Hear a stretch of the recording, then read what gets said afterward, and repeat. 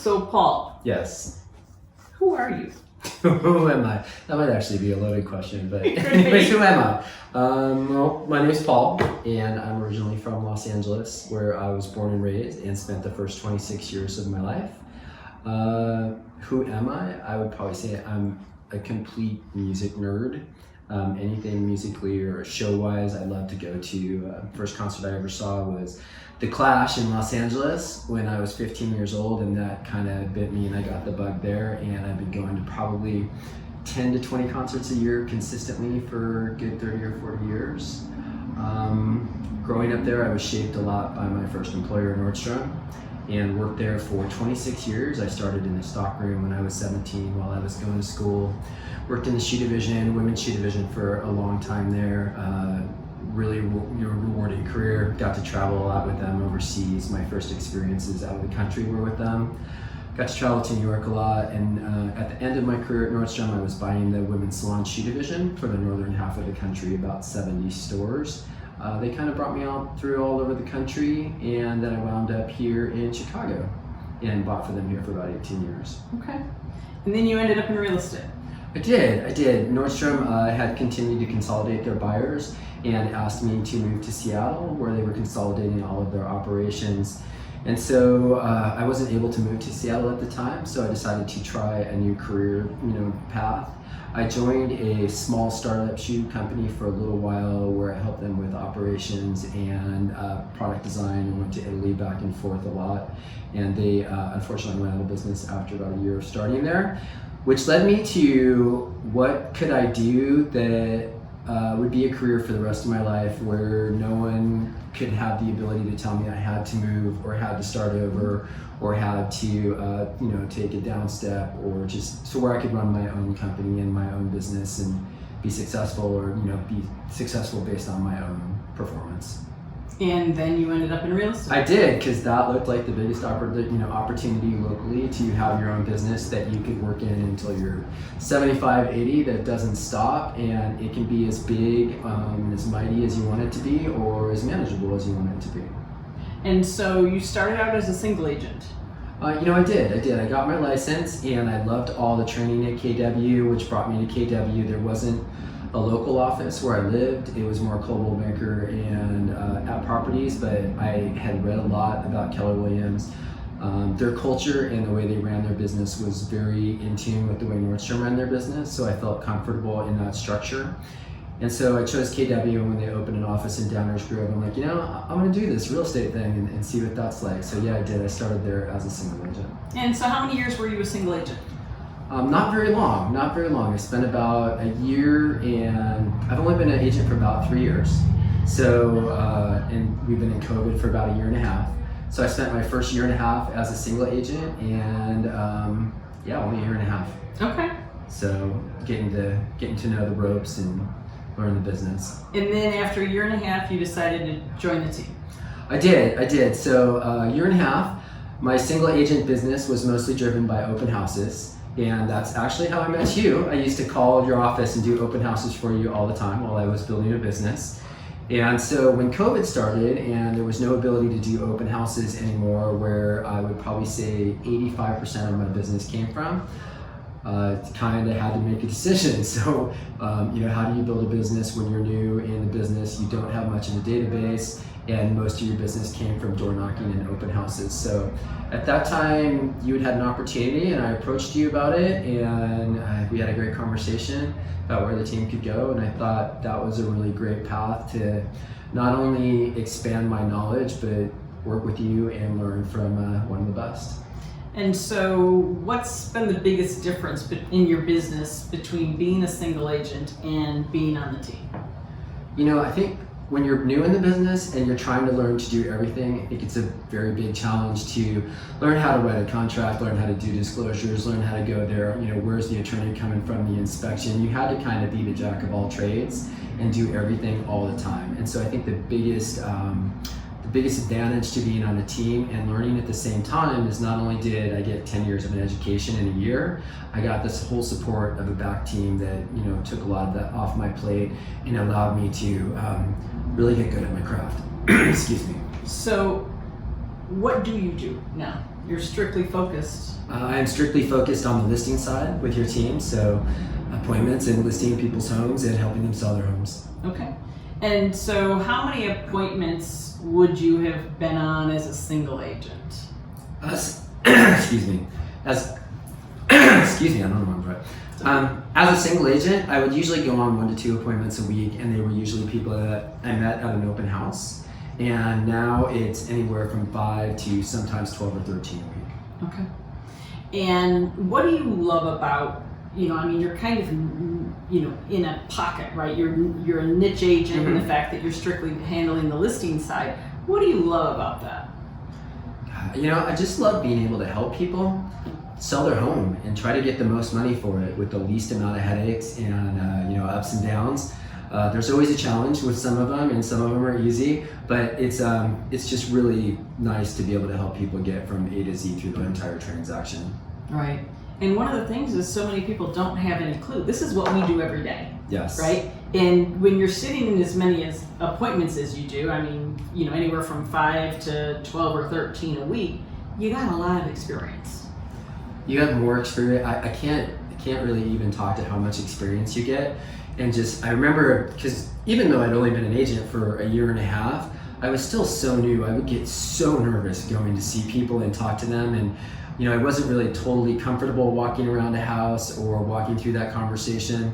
And within 6 months, the experience that I gained from the team allowed me I'm so comfortable at listing appointments now that I don't even, it's so routine and just so habit-like forming that you walk through it and it comes and it flows really, really naturally. Yeah. What would you say for you as a listing agent is the most important position for you on the team? I don't understand that question. So, as a listing agent, what position outside of being the listing agent is most important for you to be able to do your job? It's kind of a hard question to answer because we get so much support from the TC department who helps us run our transactions from contract to close, and they help so much there with the communication between attorneys and agents and inspectors and people that do the appraisals and all of that. So that's important. The ISA division that calls and follows up on all of our leads, and it gets us appointments and allows us to be out in the field to do what we do, and also help us out if we're in the field and we need something changed kind of on the spot. They help out with that. To the support I get from you, because often I still find it very challenging to price some larger parcels of property or multi-use or big pieces of property where there's not a lot of comps and how to do that. And so I love that I can just reach out to you and that you help me with that as well. Yeah. I think it's interesting that everybody here on the team kind of has their niche. They do.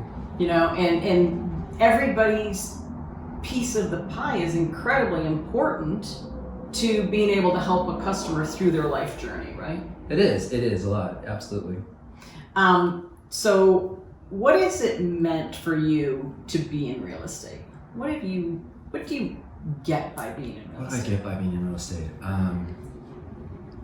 As busy as I am and as much time and effort it takes to drive around, do appointments and help people through the process, I feel incredibly free. Because I can either choose to go on that many appointments and build that kind of a business or kind of choose not to. My time when I'm not here is my own. I don't feel anymore like the company's going to downsize and ask me to move to a different state. So for me, it's incredibly free. Although if we asked you to move to Nashville, I probably would go, but only on a part-time basis. Okay. Only for a week or 2 a month. Okay. All right. So how has business changed in the last year? I think business has changed really in the market and for me both in huge ways. The market, driven by COVID and all of the forbearance and deference and moratoriums on foreclosures and evictions, I think has driven inventory down a little bit and put kind of a manic craziness in it that we're seeing slow down right now.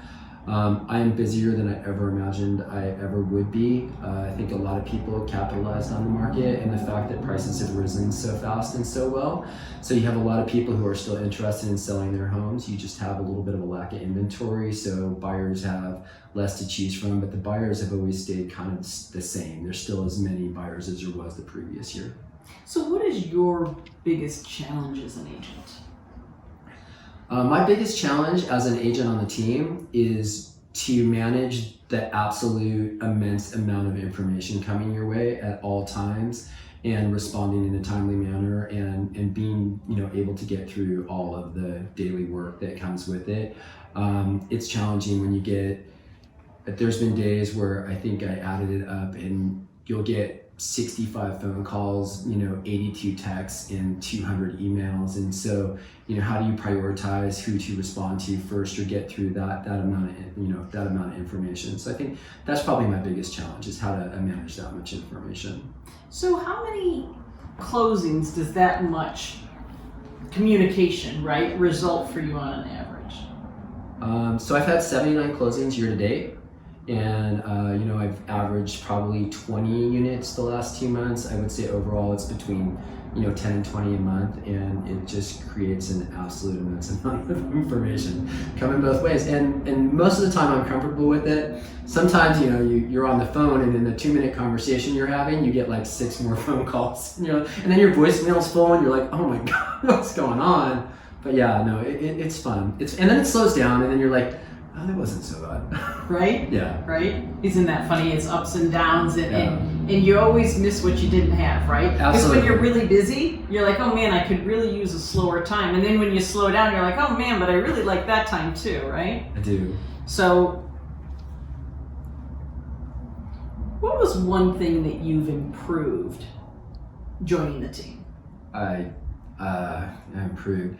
I don't think you can say there's just one thing. I mean, everything is improved for me. I was a brand new kind of agent, and for going from 13, 14 closings the year prior to joining your team to going to 80, it's education by fire. I mean, you learn fast and you learn on your feet, and I think I have gone from being able to, comp price properties from maybe mediocre to intermediate to almost probably expert level at this point. I don't feel like I really have a challenge pricing property from, Zion down to Lansing throughout Chicagoland, from there, west to Gilbert's and Maple Park and those areas out there that I've been, Richmond, all those areas that we've been with out there that we've been successful in too. So I think that's probably my biggest, knowledge gain is just learning how to price properties appropriately. And do you remember one of the first things that I said to you when we would have met? I don't know if you and I are thinking of the same first thing, but I do remember that you said I couldn't go out on myself until I knew how to price properties. That's exactly it, right? I do remember that, yes. Yeah. Pricing to me is the most important thing, because if you can't price right, then all you're going to do is frustrate people, right? Absolutely. And then the other thing, just from a knowledge standpoint, the process that you use in a listing appointment to walk through a property and what you look for and how to speak to maintenance items and how those will help you hold value to improvement items, paint, carpet, and flooring, and just the things that you notice in a house that I never would have noticed prior to being out with you. I would have never even really looked for it. Yeah. Interesting, right? Yeah. And the confidence, actually, add one more thing, the absolute confidence to be able to advise a seller to have to paint their home or change something or fix something where I never would have done that prior to being on a team, to have that confidence. So I like that a lot. Yeah. And you learn by watching, right? Absolutely. It's a shadow situation. Absolutely. That was great. Yeah, I still wouldn't mind doing it once a month because you always pick up something new. You always do. There's always language or something that you pick up, right? And that's why with our calls too, we have language conversations, right? And how do we deal with this, and what should we say here? I think that's important. So what advice would you give to another agent? What advice would I give to another agent? If you were a newer agent and you were thinking about joining a team and hadn't made the leap yet or had questions about it, I don't think there's any better education than you will ever get. Whether your goal is to be a single agent or not be a single agent, I think that the team structure will just lead you to be a better rounded agent throughout your career, and it's a great learning ground. Yeah. Would you go back to being a single agent? I personally wouldn't. I could. For as long as you'll have me, I probably will not. So if there were a next position for you or a next step, what would that be? You know, there's so much work in this, so it's kind of hard to think forward and go like, well, what else could you do? Because I don't know if I'd have the time to do it. But in a perfect world, I would love to build an expansion team for you at some point in a different state or a different county, and maybe kind of oversee that, or eventually help other listing agents kind of learn your process. And it works. One of the things, though, one of the dreams that you have is to own a little shop. Tell me a little bit about that. Well, I have lots of little dreams, from coffee shops to antique stores, because I love all of those things. But I definitely would love to have kind of a little vintage record store that sold, vintage instruments and maybe some music memorabilia and some other stuff. So I am looking at that, but on the other side, I want to flip a house once, before I, maybe next year is a good year for that. I have loved the antique business for a long time, and I've been dabbling in it for a good 15 years now. So, but overall, music has generally been kind of a cornerstone of my life. Where I was born and raised, I didn't have a great family structure, so music was kind of my family. So I was raised with that, and I go to a lot of festivals every year. Going to my first festival outside of the country next year in Barcelona to Primavera Sound, and try to do everything local as well. So I try to get away and go do something musically every once in a while. How much time do you take off a year?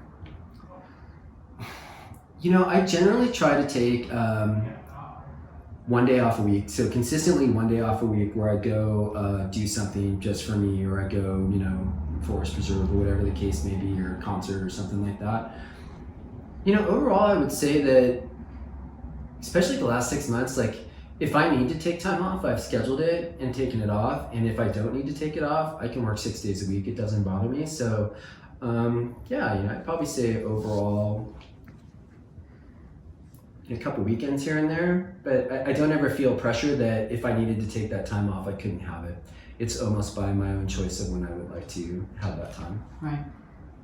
And we encourage you to time block and make certain that if you have something you have to do, that you take it. Absolutely. And I'm not great at that. I'm trying to get better, but yes, absolutely, it's encouraged. Anything else? And then if you don't time block, you will have an appointment. That's right. You better time block, or you're going on an appointment. That's right. And you'll be far away from where you wanted to be. Pretty much. Right. Anything else that you'd want to add?